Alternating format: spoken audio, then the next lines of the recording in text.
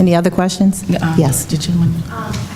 Maybe this, you can kind of treat this like a case study. I live in Minneapolis. 4 weeks ago tomorrow, we had a devastating tornado go through a part of town that is very heavily black and low income. And just a couple of days ago, FEMA said that they would not provide assistance to individuals who live in that part of town for their tornado damage. And this is Obama's FEMA. And I'm imagining door knocking in this part of town, which is actually the State House district that gave us Keith Ellison. But, you know, having people say, what, you know, FEMA's not helping us. This federal government turned its back to us. So maybe they voted for the first time in 08, and now they just had Obama's government turn their back. So what would you do if you were working this particular issue? So, Let me just repeat the question. Okay, sorry. As I understand your question, obviously there was a tornado in Minneapolis a few weeks ago, and in the black section, where it's heavily black populated, that FEMA has said they're not going to provide any help in that area, no assistance. And so what would the panel say in response to that question?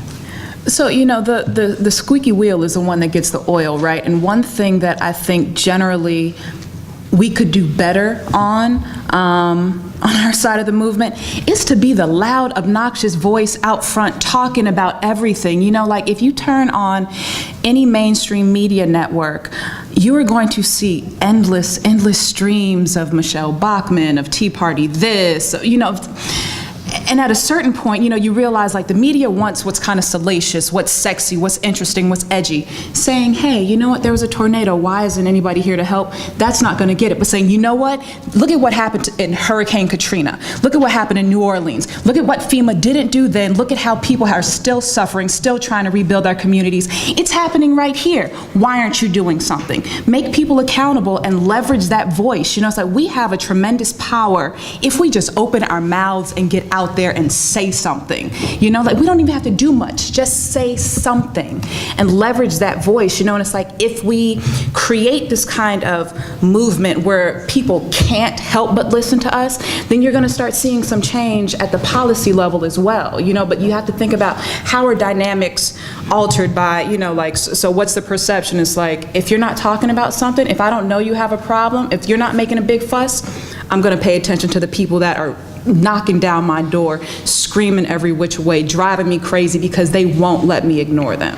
Well, I don't want to give the administration, whether it's FEMA or the president or anyone, a pass on the things that are important to working families, to communities of color, whether it's on immigration or whether it's on disaster response. And so I think it is still important both to hold your local, state, and federal officials accountable, to call attention to the administration's failure when the administration has failed. I've always believed, and I remember when I got nicked for criticizing the president early on some issues, and I said, my job is to, as a progressive, is to make the president a better president. And your job is to make the president a better president, to make your federal officials better federal officials. And sometimes the way that you do that is calling attention to where they've dropped the ball. And you know, on immigration, we should deal with comprehensive immigration reform. Why? Because it's the right thing to do. We should have passed the DREAM Act. There's no way that children who have effectively spent all of their lives here in the United States, graduated from our schools, lived in our communities, who are as much Americans as anyone else, shouldn't be able to go to college and stay in this country. And I think that the stronger we are in our voices about what is the right thing to do, then you actually give the political space for the president and for your members of Congress and all of your elected officials to do right by our communities. Yes. I just have a question to that same question. Did they just say top block? Was there a What happened is that people in Minneapolis really came out to help the neighborhoods, and we've done a lot of work to help the areas that were hit. So FEMA said,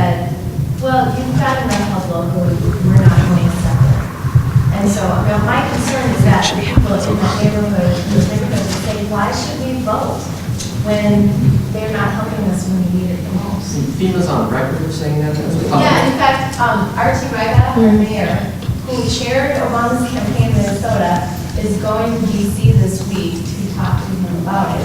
That's got to be ratchet. And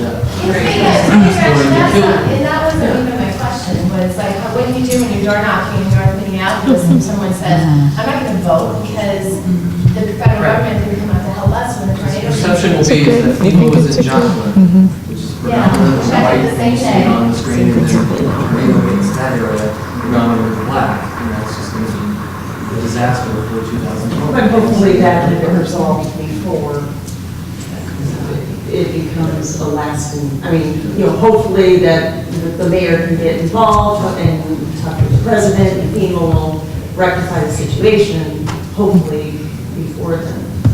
Yes, sir. Yes. Just, I want to add a response to this woman's remark about what do you tell people about voting? You can tell people that if you're afraid your vote won't count and things won't get better if you vote, we can promise you that if you don't vote, No, but I do think that the challenge of communicating with voters in an environment where people are questioning how much they've gotten and what's in it for them and where this is all taking us is a real one. And it's one that we're going to have to face for 2012. And all of us in our communities are going to have to figure out the message that works in our communities for taking people who are maybe somewhat disappointed or maybe even, disconnected and reconnecting them and curing that disappointment by suggesting to them that the next 4 years are going to be better than the last 4 years. And I don't think that in some ways that's an entirely tough sell. I think I could say to people, we were losing on the day that the president was sworn in, we were losing 750,000 jobs. Now the other side is going to yell and scream about the fact that we only created 35,000 jobs before, but trust me, that's better than continuing to lose 750,000 jobs a month. Do we need to do better? Absolutely we do. And here's how we get there. One way that we don't get there is from the other guys. They're not going to get us there. And I think that the administration and those of us who hold positions of leadership really do have the responsibility of being responsive to communities and understanding their pain and understanding their sacrifice and letting them know that we have a plan for the future. And when we do that, we may even be able to take those people who feel slightly disconnected or maybe a lot disconnected and bring them back into the process. But bring them back in with their own power. We don't just bring them back in by saying, here's what we're going to do for you. We bring them back in with their own power.